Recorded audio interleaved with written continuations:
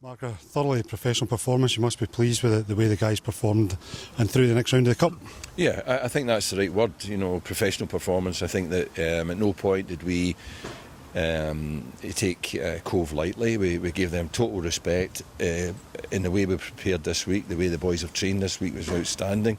Going into the game, I was confident that if they took the training into the game, then we would win the game.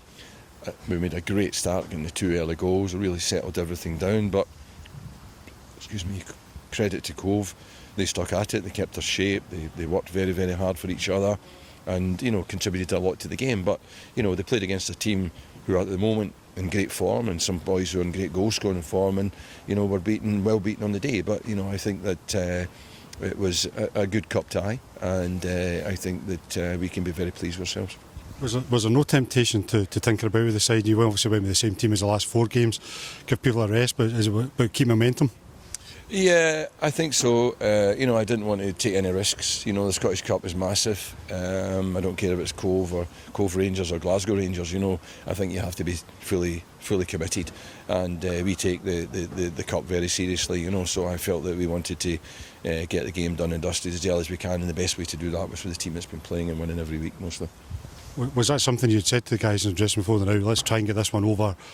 Not within the first 6 minutes, but get it over early and try and get a couple of goals. And that would maybe take a wee bit of the wind out of their sails as well. Yeah, absolutely. I think that we felt that if we started the way we've been starting games and really get up and at them, that we could get a lead. Maybe not after 6 minutes, but maybe by half time. But the fact it was 6 minutes and on to can build a sort of decent lead was a bonus. But it was the way we wanted it, it was the way we planned it, and they executed it brilliantly. Well, 4-0 at half time, there's a tendency you could switch off, but the guys did still make a lot of chances. And to be fair to Cove, they did come out and play in the second half as well. Was there a temptation to rest people in the second half, or did you just want to keep it going in the second half as well? We did, of course. We took off Marvin and Louis Moult and eventually off Piro. But I wanted to, but I didn't want it to become untidy. If you make too many changes, it can dismantle the good work you're doing, so you've got to be a wee bit careful. But one or two others got to run out, and they'll get a rest. Some of the boys that went the distance today will get a rest on Monday. We'll give them a couple of days off now, Sunday and Monday, ready to prepare for what I see as a massive game for us next week at Tynecastle. A game that will approach the same way as we've done all the other games, but in particular obviously the way we approach the Celtic game, away from home.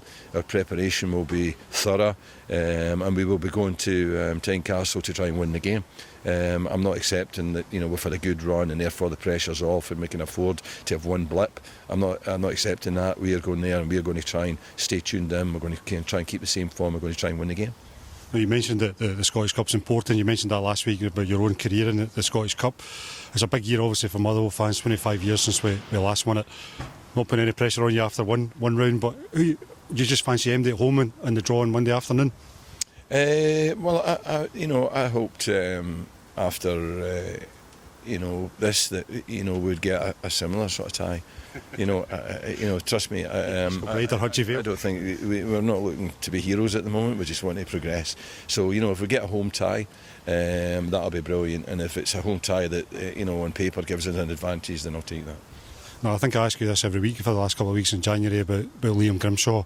I know we've been trying to tie him up, but I think his loan's just about over. Will Liam be here for the game next week against Hearts? We hope so. We've discussed things with him. We're waiting for a definitive answer, but I'm very hopeful that he will be. Thanks very much.